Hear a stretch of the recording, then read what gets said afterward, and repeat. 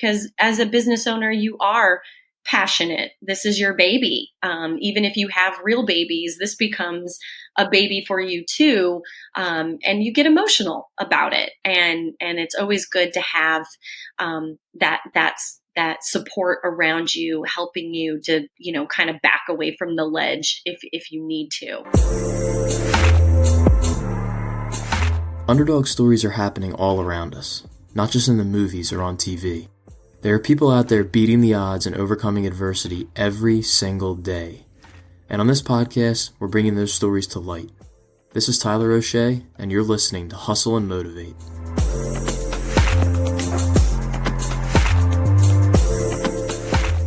Today's episode of Hustle and Motivate is presented by the Underdog newsletter, a bite-sized rundown of the best underdog stories in sports, hand-picked and delivered to your inbox every Tuesday.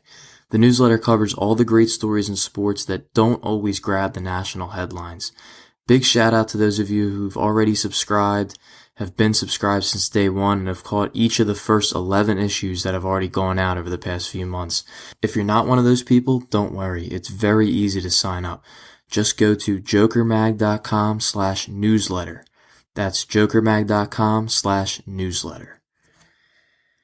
3 years ago, today's guest walked away from a 6-figure ad agency job to launch Firestarter, a personal branding firm located in Alexandria, Virginia. Now, every day, she helps athletes, coaches, and sports executives across the nation develop, manage, enhance, and protect their personal brands.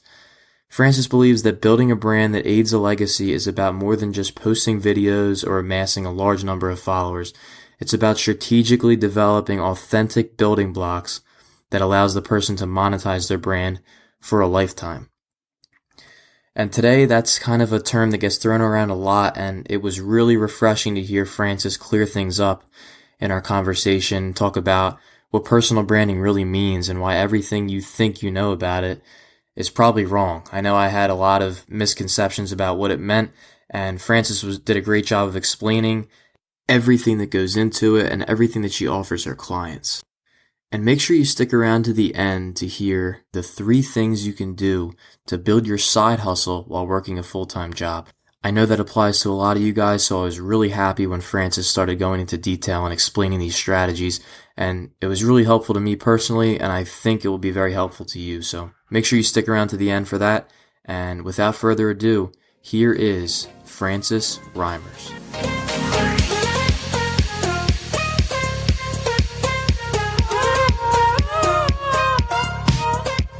My name is Frances Reimers, and I'm the founder and CEO of Firestarter. And Firestarter is a personal branding firm located in Alexandria, Virginia. And I work with collegiate and professional athletes, coaches, and front office administrators to help them create, grow, manage, and protect their personal brand through marketing and public relations. So that's a term that gets tossed around a lot these days, but what does personal brand really mean? So personal brand is really how people should think about that as your reputation. Your brand is really when you get up and leave a room, what do people say about you? And so I work with athletes and coaches and administrators to make sure that they're managing that to the best of their ability, both on an interpersonal level and as well as an external focus. And enhance that for the long term of their life. When people think of athletes and think about legacy, they think a lot of, the touchdowns scored or the passes completed. But their legacy is really their brand. It was there before they started playing the game and got famous, and it'll be there after their playing days are over. And that's something that constantly needs to be managed appropriately. And so helping them think about how are they displaying themselves on social media? If they set up websites, how are those sites designed? What do they say? Is everything all connected? So if somebody comes looking for that person, are they looking at the right site? Is it clear what they're trying to do? And then, of course, as they go along in their career, if anything should come up, an injury, they're cut, there's some sort of scandal, helping them manage that and keep their reputation as well intact as humanly possible. And then, of course, at the end of the day, monetizing that, getting sponsorships, endorsements, those sorts of things. How do they leverage their brand to do those things, or up the ante of these things that they're trying to do so that they keep earning income long after their playing days are over? So what's the ultimate goal for an athlete to build their personal brand? Well, that's personal, for lack of a better term, but for every person, it's different. Some athletes don't want the spotlight. They really, after their playing days are done, they really kind of want to fade to black, for lack of a better term. And so for them, their brand, transforming their brand might involve helping them transform over to the professional services world. Maybe they want to be a business owner or a doctor or a lawyer or something like that, helping them go from being in the limelight, from an athlete perspective. Maybe their goal is to transfer themselves to a less visible role somewhere else in another industry. For some athletes, they love the limelight and they want to stay in the limelight for as long as the world wants them. And so that requires different tactics, different tools, constantly keeping them at the forefront of people's minds when they're booking guests for shows or thinking of keynote speakers or developing an ad campaign. And maybe they use that athlete as the spokesperson. So it really varies from person to person. But the thing that I always remind athletes is the sooner we have this conversation, the better. Just like if you want to save money or if you want to start, a workout regimen, you can't just do that and expect results overnight. Brand building and sustainable brand building for somebody who has been in the limelight and wants to remain in the limelight takes a lot of hard work and dedication and planning. And so the sooner somebody realizes what they want to do or realize that they need help because they can't do it and manage it all on their own, the better and the more successful it's going to be in the long run. But it really is an individual decision. And so there's really no right or wrong in terms of what you do in the long term with your brand. The right and wrong is in the one, not doing anything, right? If there's lots of athletes that they do nothing. They rarely post. They rarely engage with fans. They basically clock in and clock out. And then down the road, when they retire, they decide they want to do something else. And now they need to build that goodwill. They need to build that fan base that wasn't there before. And so starting early, dedicating yourself while you're still playing is key to brand building that actually feeds into somebody's legacy in the long run. So when you take on a new client, you're kind of starting from scratch. What's usually your first step? Well, the first step is asking them what they want to do or what success looks like to them. Because again, it really goes back to their individual goals and needs. Some athletes, they just want free stuff and they'll do whatever they have to do in order to get a household full of free stuff, and that's success to them. Others want speaking engagements. They want to get on TV. They want to be in movies. Others want to start a business or a nonprofit, or they want to be more philanthropic. So I really kind of go through what's their why and why are they doing this? Why are they contacting me? What led them to understand or believe that they could not do this on their own? And that's usually the best place to start the conversation, because then all of these things start to unfold, what they're trying to do, why they need help. Has there been problems in the past that we need to watch out for? So that's usually what I do with clients, is sit down and figure out the why, and have them talk through their why. And then really things kind of evolve from there. After a conversation with them, I usually go back to my office and do a little data dump of what they've said and things that I find out in research on them, talking to other people in the industry, to get kind of a 360 view on that person. And from there, I develop a plan, what I think this person should do to meet the goals and objectives that they have told me is what they want to do. And then the project usually evolves from there. So I want to go back to 3 years ago. You walked away from an ad agency job to launch Firestarter. Can you take me back to how you got started in that career and what kind of led to you deciding to leave and go off on your own? Yeah, so I was working for a boutique firm at the time in Alexandria, Virginia, and I had been with that firm for about 7 years and had been repeatedly promoted up through the ranks during my time at that firm. I was managing 12 clients with multiple projects under each client and seeing tremendous results with that. But I was still wanting more, knowing I could do more. And finally, the CEO at that firm developed a position for me called the Director of Corporate Visibility. And the reason he created this role for me was I was starting to really see that people were using their personal brand, their skills, their expertise to really be a marketing channel for the organizations that they were working for.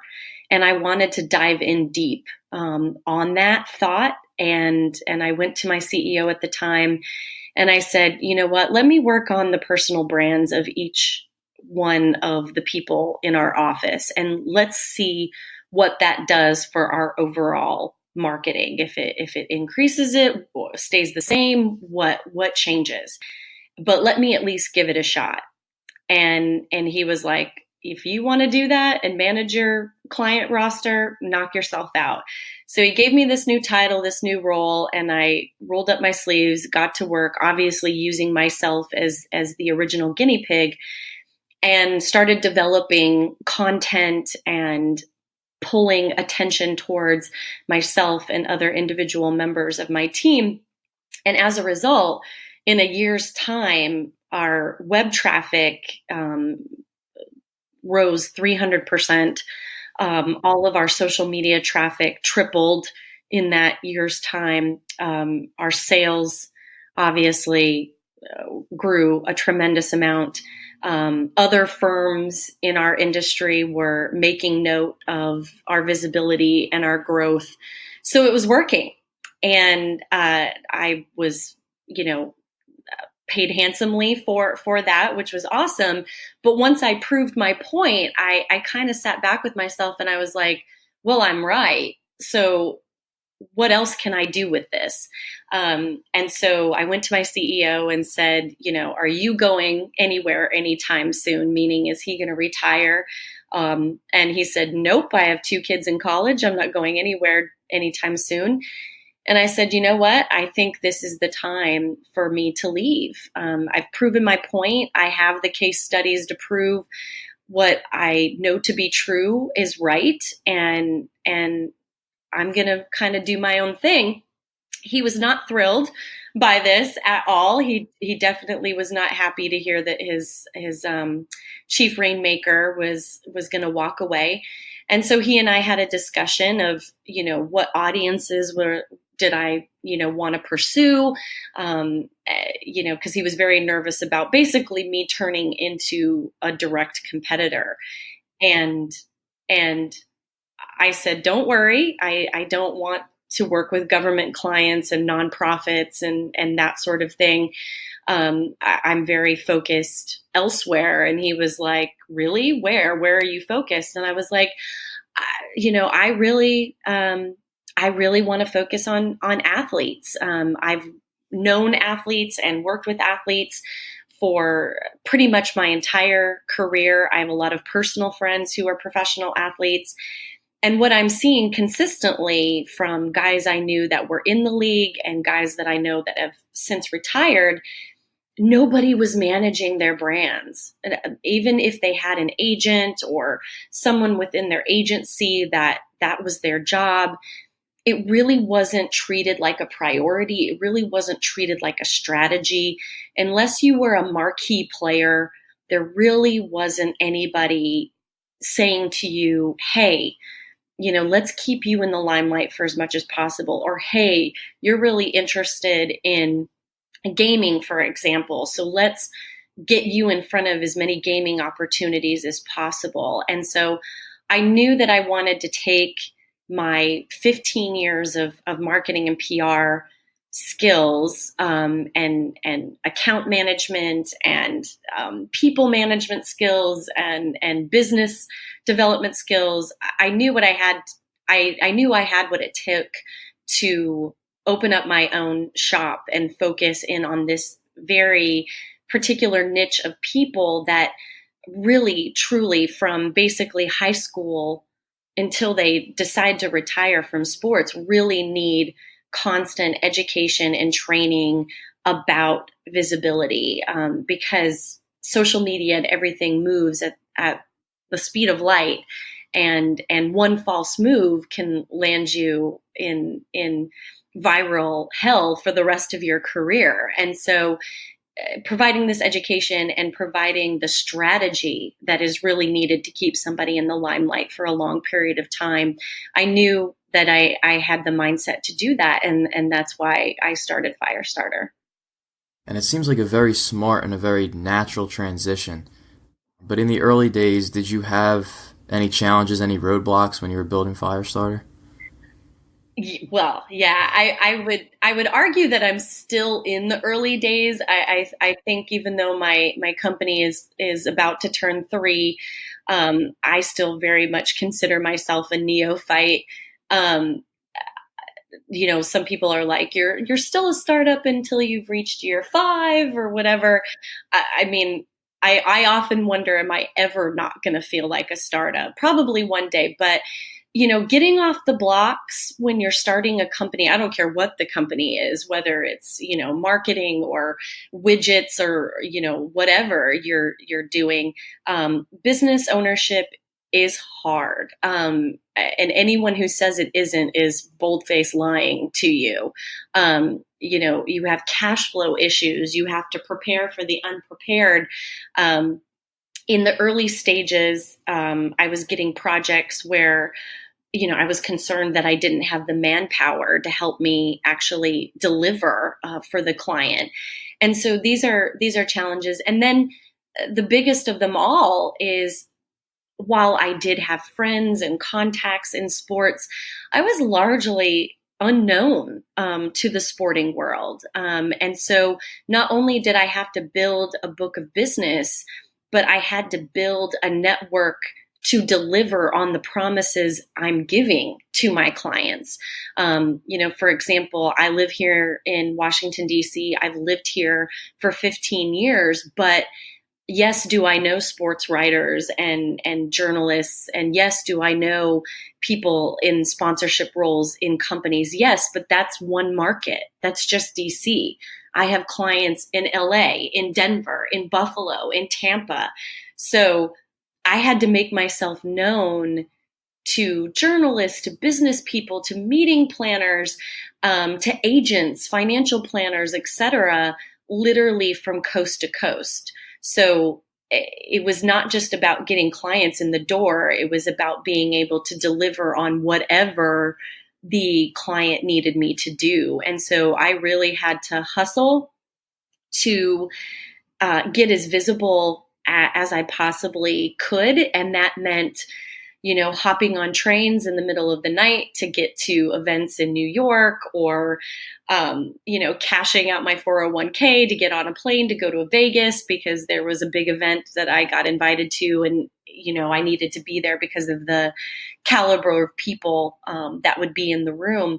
In those early days, especially in that first year, it was really about shaking the hands and kissing the babies, meaning just getting the people who needed to know my name and could help spread the word about what I was doing. It was just getting myself in the room. And if you're not from a sports background, meaning working for a team, or, having a well-known player as like a friend or a family member, getting that information or getting into those inside circles is not easy. And so I really had an uphill climb ahead of me. And I still think I have an uphill climb ahead of me until players are, knocking down my door, demanding my services. I don't think that my job is quite done, but over the past 3 years, I have knocked on every door that I can think of. I have, had the calls, done the meetings, worked tirelessly around the clock to make sure that not only people knew who I was, but knew that this was not a flash in the pan, that this is the future of management for athletes, that they need their agents, they need their financial planners, they need their attorneys, but they also need their brand manager, or publicist, some people still call it. But this isn't just for marquee players anymore. This is for every player. They need this education. They need this support. And so that's why I get out and speak as much as I do, because education around this topic will never stop. Because every year there's a new bunch of athletes coming up that need to be re-educated in this space. But the hurdle for the past 3 years has just really been getting my face out there, getting people to understand that I'm legit, that I'm not just some chick rolling up on the scene, hoping to flash a smile and get a client or two. But I've been doing this for a long, long time, and I have the chops to prove what I do. And so, working, that's difficult in of itself for anybody. But I also think, I really hate using gender, but being a woman in sports is tough. You have to be very careful about how you present yourself, what you say, what you do, how you behave, because any of that can come back on you in a negative way at inopportune times. And so in addition to, putting myself out there, I've also been very careful about, how I present myself, because a lot of women get a bad rap in the sports industry. Sometimes it's legitimate, but most of the time it's not. And just because we're here and want to do a job doesn't necessarily mean we're husband hunting or whatever the negative connotations come to some men's mind. But that is a hurdle that I've had to deal with as well. I've had men, say they're going to do this, that, or the other thing for me and help my company and help me grow, only to come to find out that there's very serious strings attached. And you live and learn. You live and learn from that, and you say thank you, but no thank you, and you go about your business. But that's been some of the challenges, and I don't think my challenges are any different than a lot of people who come into this industry, particularly a lot of women. But over time, I've figured it out and have learned how to pivot very quickly and move on. And because of it, I think going into this football season, particularly, I think we're in a good space, and all my 3 years of hustling and not taking vacations and not taking weekends off and staying to the grindstone are really starting to pay off. It's amazing, and all you've accomplished in just 3 short years. It's just really inspiring. And given all that you do for your job and to grow this company, what do you love most about your job? I love that I get to help create. I am a creative at heart. I tell people all the time, if I could just get paid to spout ideas, I would probably be the richest person on the planet. I'm that person that if you give me a call about something, you usually walk away from the call with me giving you 10 ideas for something. I can't help it. It just kind of pours out of me. So I really love sitting with my clients, and especially if they're motivated to do something. I have a client who is about to launch a podcast, and when he came to me, said he wanted to do it, I was so jazzed, so excited for him. One, because I know he's going to absolutely kill it, but two, because we were starting from the ground. We were creating something absolutely from scratch. Not a word had been written, not a logo had been designed. And I really love that. I love building something completely from the ground up and watching it from flat to a full standing building. And the fun thing for me is I'm usually the person behind each and every step. I write the concept, I work with the graphic designers, or sometimes I am the graphic designer. I build the social media sites. I tell the client what to post.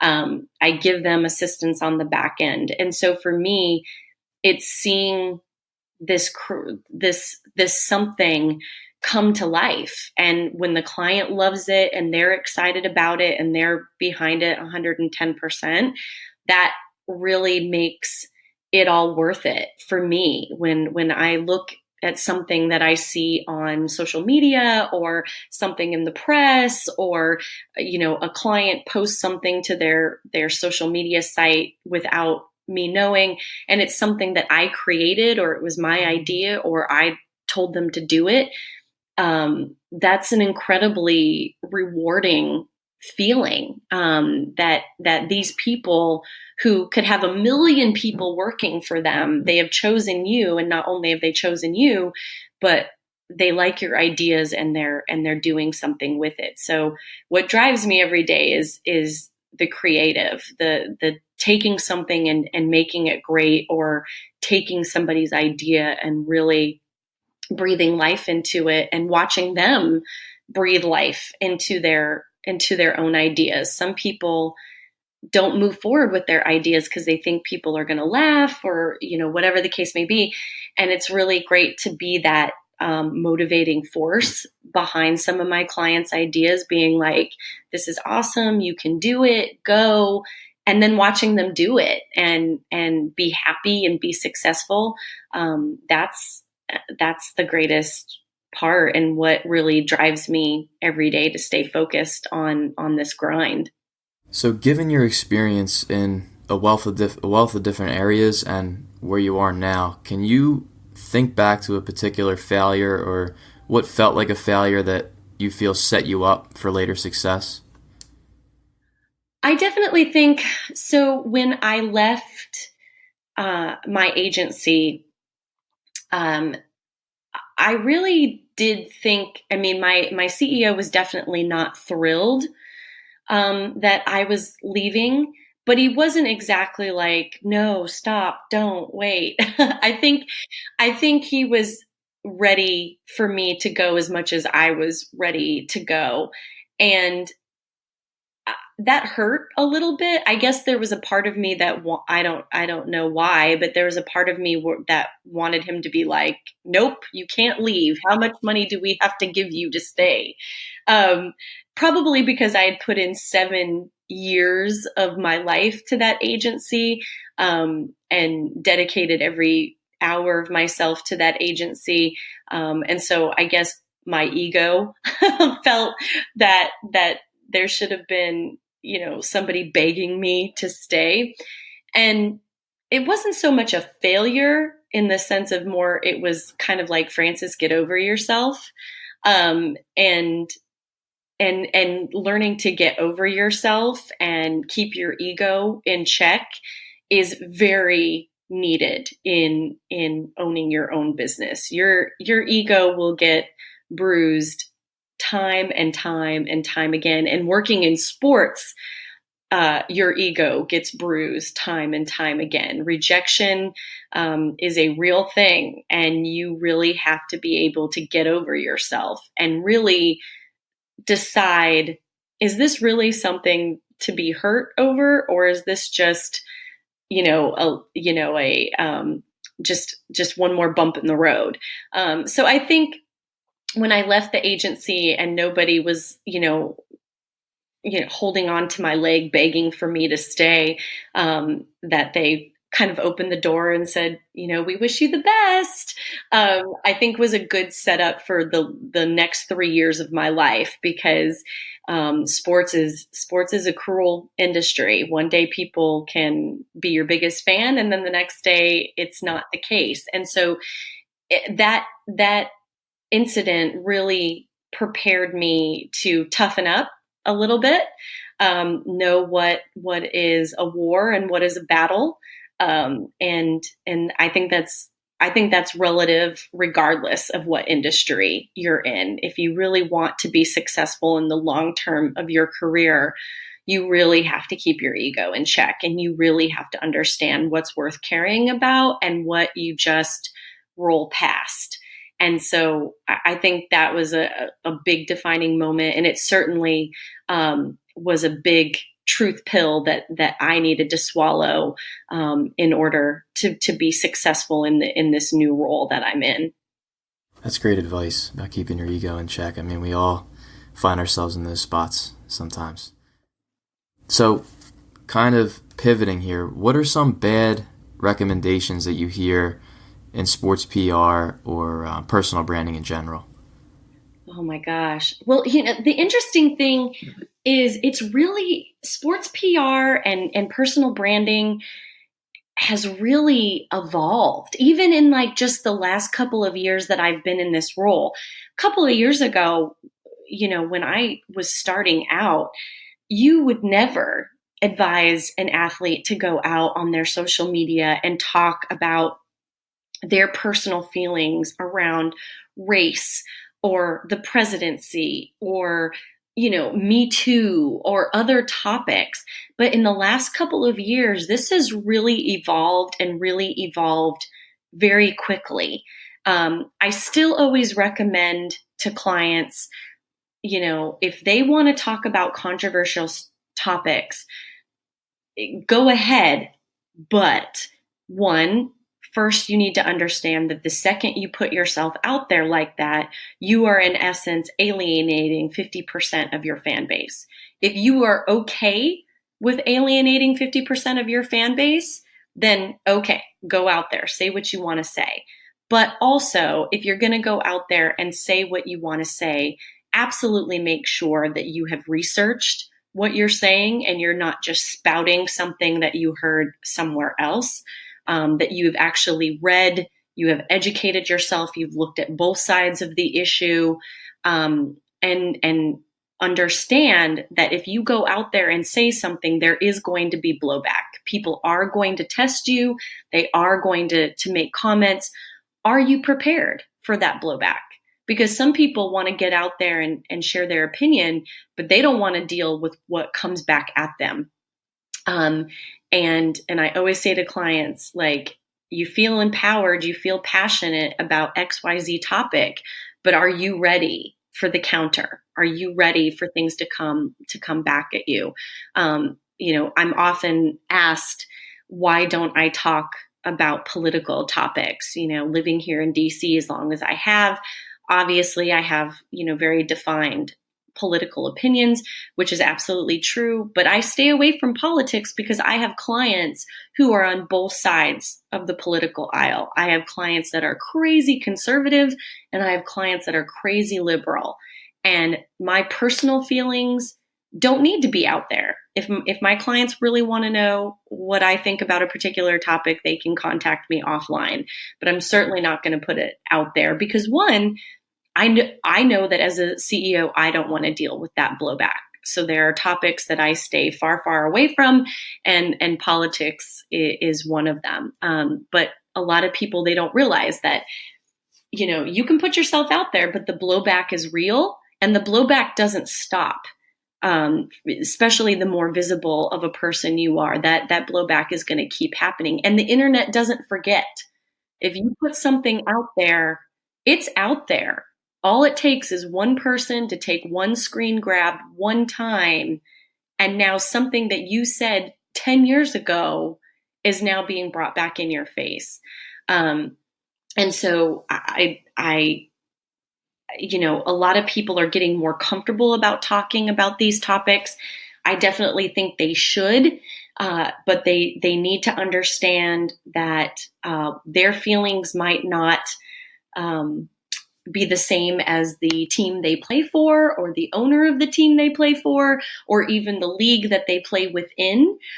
So they need to be very careful about how they position that. And I always encourage them to, before you put something out, maybe let somebody else take a look at it. Because sometimes you might say something and not mean what it comes across as. And so there's that. Bad advice is not doing anything. I have definitely heard several, people surrounding athletes of different varying roles, say that, working with somebody like me is money wasted, that you don't need someone to help you with this stuff, that you don't need someone to help make you these decisions. In this day and age of player run content platforms, you can do it all yourself. I disagree. This is an art form and a science. I certainly don't tell my clients how to play their sport. People shouldn't tell marketing and PR people how to do their job. This is a skill, and it does have value whether you're just starting out or you've been in the game a long time. And so not doing anything or working with somebody for free simply because they're willing to work for free is a little sketchy advice that I definitely get nervous of. So going off of that, how do you convey the value of what you do to potential clients who might not fully understand it? And again, it goes back to what is their personal goal, because the value is going to be a direct correlation to whatever it is their goal. For example, if the client, all they want is free stuff, well, I can make that happen. If you want a grill or if you want wine and they're not coming to you offering the free stuff because you're an athlete, then having somebody in the background doing the pitch, doing the negotiation, talking the language of the marketing or salesperson really does, help move the dial.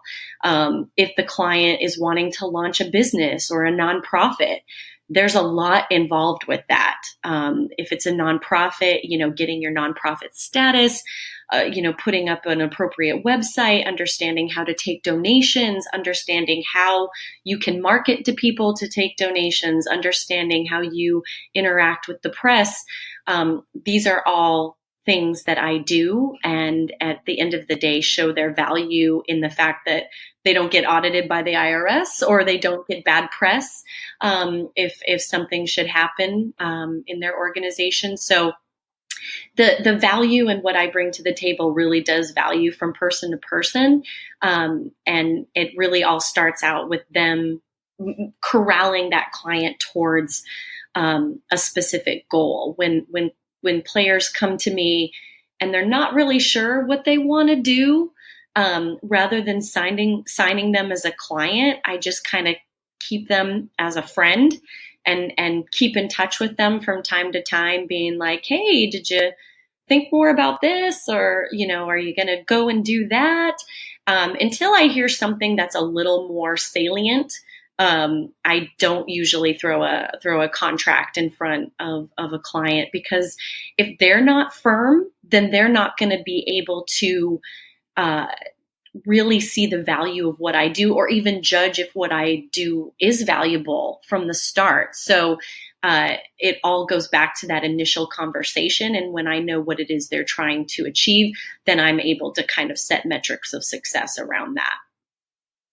So we have a lot of listeners who are working a full-time job, but they're also building their side hustle or their passion project, and they really want to eventually make that their full-time thing. So as someone who's done that themselves, how can people go about it in a smart way? I think, well, I was lucky in the respect that, my full-time job created case studies and connections and opportunities for me to really launch my company. And so if you're in an opportunity where your day job is aiding your side hustle, well, fantastic, as long as it's legal and you're not violating the policies of your current company, which I wasn't. But I knew the direction that I wanted to go. And I knew that the case studies and the proof that I was developing in my job at the agency was going to become incredibly valuable to my next role. And so for people that don't have that that aren't that lucky, I really strongly encourage them to make sure that whatever their side hustle is, the first thing is be realistic with yourself. Is this really something that if you walk away from that 9 to 5, is this hustle really scalable? Are you really going to be able to earn a living, keep a roof over your head, food on the table, and do this job? Is the market saturated? Are there 1,000,001 people doing exactly what you are doing? And if you say to me, Frances, yes, the market is saturated, but I am so passionate about doing this, I'm going to make it work. Okay, then what differentiates you? What sets you apart from every other person that is selling those widgets? What makes you a different widget maker? Because you have to articulate that. In a saturated market where people want information and they want it now, your ability to differentiate yourself is really going to help you grow. And having a very specific business plan. This is extremely important. And what I mean by this, and I actually heard Gary Vee give a talk about this not too long ago. A lot of people, when they plan, they're like, I want to make $1 million by 2021. Okay. And they think that is a good enough goal. It isn't. We have to get far more specific than that. How are you going to do it? What markets? What tactics are you going to take? What's the backup plan? A lot of people go into business ownership just being like having surface level goals. And I tell people all the time, your goals have to have goals, because the market is cruel. We could have a recession next year, and now all of a sudden people don't have the expendable income to buy your widgets. What are you going to do? What's the backup plan? So, knowing what differentiates yourself, having a strong backup plan that really is going to help you scale, and then having a team of people around you, whether that's family members.